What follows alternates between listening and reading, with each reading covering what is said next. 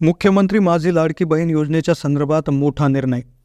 दुसऱ्या हप्त्यासाठी आता तुम्हाला देखील आता वाट पाहावी लागणार नाही. त्याची तारीखही आता जाहीर करण्यात आलेली आहे. मुख्यमंत्र्यांनी शब्द दिलेला आहे. आता हे बँक खातं चालणार नाही. ज्या महिलांना पैसे आले नाही त्यांच्या मागेही कारण असू शकतं हेच बँक खातं. आणि सगळ्यात महत्त्वाचं म्हणजे एक जो मेसेज आहे तो मेसेज आल्यानंतरच पैसे त्या ठिकाणी येणार आहेत. बऱ्याचशा महिलांना हा मेसेज आलेला नाही. नेमका हा मेसेज काय आहे साधारणपणे ज्याच्या माध्यमातून तुम्हाला लाडकी बहीण योजनेचे हप्ते त्या ठिकाणी येणार आहे. अतिशय महत्त्वपूर्ण असा व्हिडिओ आहे. तुम्हाला आपण व्हिडिओमध्ये बँकेच्या संदर्भात कोणतं बँक खातं आता चालणार नाही, त्याचबरोबर जो SMS तुम्हाला आला पाहिजे तो कसा आहे तो देखील आम्ही सांगणार आहोत की जो जर SMS आला असेल तरच तुम्हाला पैसे येतील, अन्यथा पैसे येणार नाही. दुसऱ्या हप्त्यासाठी आता तुम्हाला देखील आता वाट पाहावी लागणार नाही. त्याची तारीखही आता जाहीर करण्यात आलेली आहे. मुख्यमंत्र्यांनी शब्द दिलेला आहे. तर त्याचीही डिटेल माहिती तुम्हाला मिळणार आहे. तर अतिशय महत्त्वाच्या 3 अपडेट या योजनेच्या संदर्भात आज घेऊन आलो आहोत. आपण चॅनलच्या माध्यमातून लाडकी बहीण योजनेच्या संदर्भात अतिशय छोट्यातल्या छोट्या आणि मोठ्यातल्या मोठ्या अपडेट सर्वांच्या अगोदर चॅनलवर देत असतो. त्यामुळे नक्कीच तुम्ही चॅनलला सबस्क्राईब करून ठेवा. व्हिडिओ आवडला असेल तर लाईक करा. आता सगळ्यात आधी महिलांनी म्हणजेच तुम्ही आत्तापर्यंत जो अर्ज भरला असेल तर तुम्हाला जो मेसेज यायला पाहिजे तो जर आला नसेल तो कोणता मेसेज आहे की ज्यामुळे तुमचे पैसे आले नाही हे बऱ्याचशा महिलांना माहिती नाही. त्यातल्या त्यात बँक खात्याच्या संदर्भात भरपूर महिलांकडून एक चूक झालेली आहे. ती चूक झाल्यामुळे भरपूर महिलांना पैसे आलेले नाही. मग कोणतं बँक खातं चालणार नाही हे बऱ्याचशा महिलांना माहिती नाही आहे. त्याचबरोबर दुसरा हप्ता केव्हा येणार आहे, त्याचबरोबर उरलेल्या ज्या महिला आहेत ज्यांना 3,000 अजून आले नाही त्यांचे पैसे कधी येणार याच्या तारखा आल्या आहे. पण तत्पूर्वी काही असे प्रश्न आहेत की जे आम्हाला कमेंटच्या माध्यमातून माता भगिनींकडून विचारले जातात. ते प्रश्न आपण एकदा पाहू. त्यानंतर कोणतं बँक खातं चालेल, कोणता SMS आल्यानंतर पैसे येऊ शकतात याची माहिती मी लगेच तुम्हाला सांगणार आहेत. कारण की हा SMS जर आला तर तुमच्या सगळ्या गोष्टी सुरळीत आहे असं लक्षात येतं आणि तुम्हाला सगळेचे सगळे हप्ते मिळणार आहे असे होतं. पण आता सगळ्यात अगोदर काही प्रश्न महत्त्वाचे आहे माता भगिनींचे, महिलांचे. ते प्रश्न आपण एक एक करून पाहूया. 3 ते 4 अतिशय महत्त्वाचे प्रश्न आहे जे कदाचित तुमचा याच्यामध्ये एखादा प्रश्न असेल तुम्हालाही त्याचं उत्तर मिळेल. कदाचित तुमच्या मैत्रिणीला देखील तुम्ही याचं उत्तर सांगू शकता. ते अगोदर पाहूया आणि लगेच तुम्हाला कोणता मेसेज आल्यानंतर पैसे येणार आहे, बँक खातं कोणतं चालणार आहे, किती तारखेला पैसे येणार आहेत याची डिटेल माहिती तुम्हाला मिळून जाईल. तर आता तुम्ही इथे बघू शकता की एक प्रश्न एका ताईंनी विचारला होता की मी 18 ऑगस्ट रोजी फॉर्म भरला होता. फॉर्म सक्सेसफुली म्हणून मेसेज आला, मग मला पैसे येतील का? आता फॉर्म सक्सेसफुली सबमिटेड असा मेसेज आल्यानंतर पैसे येतात का? तर नाही, हा मेसेज वेगळा आहे. आणि जो मी तुम्हाला पुढे चालून जो मेसेज दाखवणार आहे व्हिडिओच्या शेवटी तर तो वेगळा आहे. तो एकदा आला की तुम्हाला पैसे आलेच म्हणून समजा, पैसे अडचणच नसते. आता काय आहे, एक असा प्रश्न आला की माझ्या बायकोचे अकाउंट हे नांदुरा अर्बन कोऑपरेटिव्ह बँकचे जोडलेले होते, परंतु बँक कर्मचारी म्हणतात की आमच्या बँकेचे असे कोणतेच मेसेज नाही, आमच्याकडे पैसे येणार नाहीत. मग मी आता काय करावं?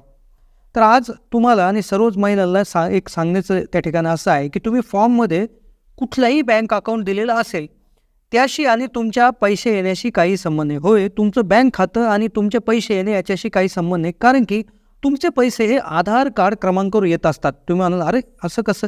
तर DBT हे डायरेक्ट बेनिफिट ट्रान्सफर ही जी काही प्रणाली आहे तर ही प्रणाली आधार कार्ड नंबरवर चालते. मग तुमचं आधार कार्ड नंबर ज्या बँक खात्याला लिंक असेल तर त्याच बँक खात्यावर तुमचे पैसे त्या ठिकाणी येणार आहेत. तर आधार कार्ड तुमचं बँक खात्याला लिंक आहे की नाही हे कसं पाहायचं याविषयी आम्ही व्हिडिओ टाकलेला आहे. आता जर तुमचं बँक खाते आधारला लिंक नसेल तर तुम्ही तुमच्या बँकेमध्ये जाऊन आधार लिंकिंगसाठी अर्ज करू शकता. पण मोठी गर्दी त्या ठिकाणी झालेली आहे. त्यासाठी एक सोपं काम तुम्ही करू शकता की पोस्ट ऑफिसमध्ये जाऊन तुम्ही इंडियन पोस्ट पेमेंट बँकचं एक खातं उघडायचं आहे. मात्र 100-200 रुपयाच्या खर्चामध्ये ते खातं उघडून जाईल आणि 2 दिवसामध्ये तुमचं आधार कार्ड त्या ठिकाणी त्याला लिंक होऊन जाईल आणि तुमचे पैसे येऊ शकतात.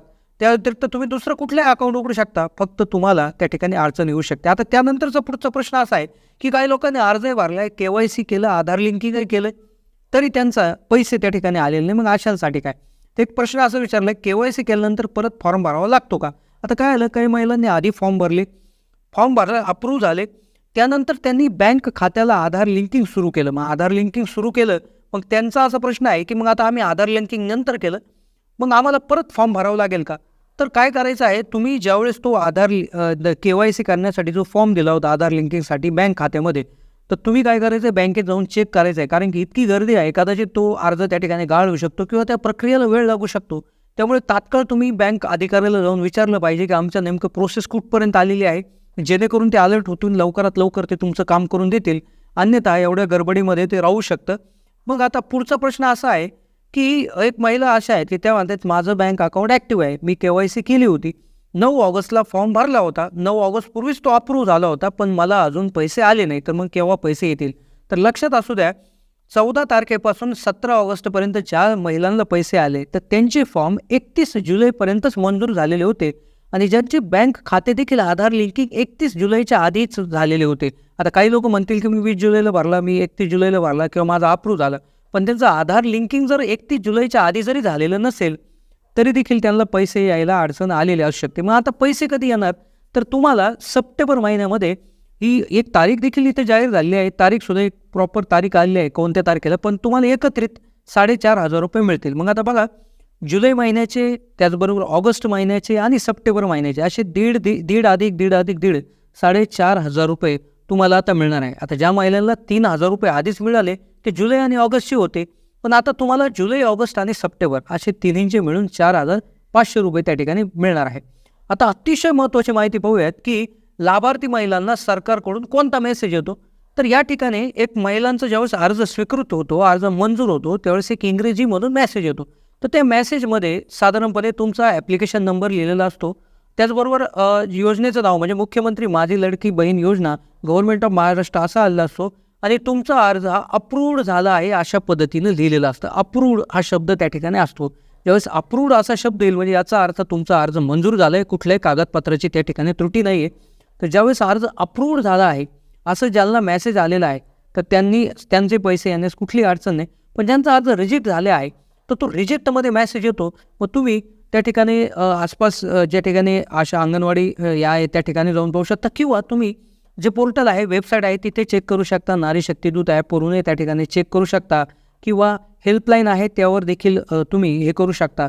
मग आता सगळ्यात महत्त्वाचा जो विषय याच्यामध्ये असा असतो की रिजेक्ट बऱ्याच वेळा काय होतं की पूर्वी जे आधार कार्डचा जो फोटो होता तर तो फ्रंट आणि बॅक साईड अशा दोन्ही पद्धतीने देण्यासाठी काही ठिकाणी मेसेजेस आले होते, कारण रिजेक्शनचं कारण देखील दिलं जातं. ते कारण पहा, ते कारण काय आहे, कुठली त्रुटी आहे, त्यानुसार कागदपत्राची पूर्तता करा आणि नक्कीच तुम्हाला देखील पैसे येण्यास कुठली अडचण येणार नाही. आता अशा प्रकारे हा जर मेसेज आलेला असेल अप्रूव्डचा तर आणि तरच पैसे येणार. आता सगळ्यात आधी कोणतं बँक अकाउंट चालणार नाही? तर आता काय आहे की बँक अकाउंट जे आहे तर असंच बँक अकाउंट चालेल की ज्या बँक अकाउंटला तुमचा आधार नंबर लिंक असेल. होय, मग त्याकरता आधार नंबर लिंकिंग करून घ्या. लिंकिंग करण्यासाठी बँकेमध्ये तात्काळ जाऊन भेटा, अर्ज करा, किंवा ऑनलाईनही तुम्ही NPCIच्या माध्यमातून त्या ठिकाणी करू शकता, किंवा मेसेजच्या माध्यमातूनही करू शकता, किंवा ATM कार्डच्या माध्यमातून देखील करू शकता. तर अशा पद्धतीनं आधार लिंक केलेलंच बँक खातं त्या ठिकाणी चालतं, ज्याला IFSC कोड देखील असतो. असेच बँक खाते त्या ठिकाणी चालू शकतात. तर हीच माहिती होती. तर नक्कीच पुढचा हप्ता सप्टेंबरमध्ये त्या ठिकाणी येणार आहे, त्यासाठी पूर्वतयारी करून घ्या. कसा वाटला व्हिडिओ कमेंटच्या माध्यमातून कळवा.